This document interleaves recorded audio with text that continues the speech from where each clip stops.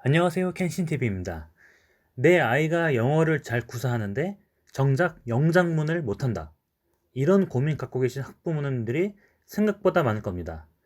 실제로 한국어도 마찬가지거든요.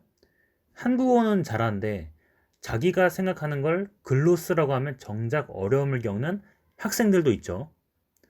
제가 옛날에 유학 앞둔 학생들 과외한 적이 있었어요. 그런데 영작이 안 되는 아이들의 문제가 여럿 있었죠.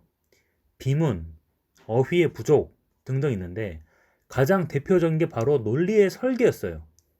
사실 문장이 잘못되거나 어휘가 부족하면 문장의 구조를 공부하고 어휘를 외우면 됩니다. 안 그러겠어요? 그런데 논리 구조가 세워지지 않으면 어휘가 되고 문장이 돼도 글 자체가 갈비지어냅니다. 오늘 제가 하고 싶은 이야기는 바로 생각의 설계입니다. 사실 한국이든 북미권이든 중고교생들의 영작 실력은 과거만 못할 거라고 생각합니다. 대입 준비하느라 책 읽을 시간 부족하고 스마트폰 때문에 집중력 산만해지다 보니 내 생각을 논리정연하게 정리할 시간이 없어지거든요. 사실 많은 학부모님들이 한 착각이 어릴 때 유학을 보내면 영어를 무조건 잘하게 될 거라고 생각해요.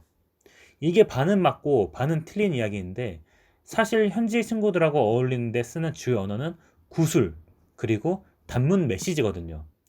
내 생각을 문법상 오류 없이 글로 정리하는 훈련은 미국 현지에 가서도 전혀 돼 있지 않은 거예요.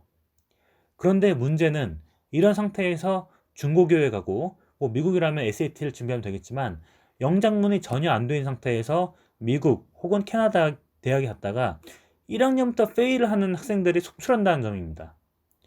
특히 캐나다 교육 같은 경우는 고교와 대학의 차이가 굉장히 크거든요.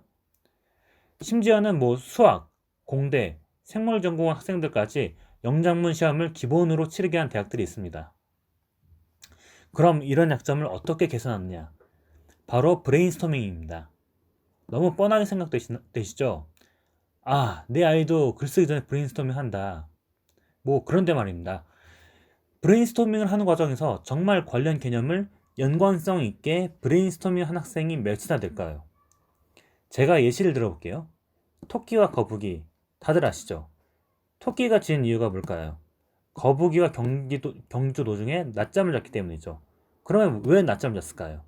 이런 식으로 매우 식상할 수 있는데 묻고 또 묻고 꼬리에 꼬리를 잇는 식으로 생각하는 훈련이 매우 중요합니다. 내가 평소 알고 있던 아이디어를 스스로 따지듯이 물으면서 사고해야 한다는 말이죠. 이런 과정에서 내 글의 오리지널리티가 살아나고 글의 초안이 비로소 만들어지게 됩니다.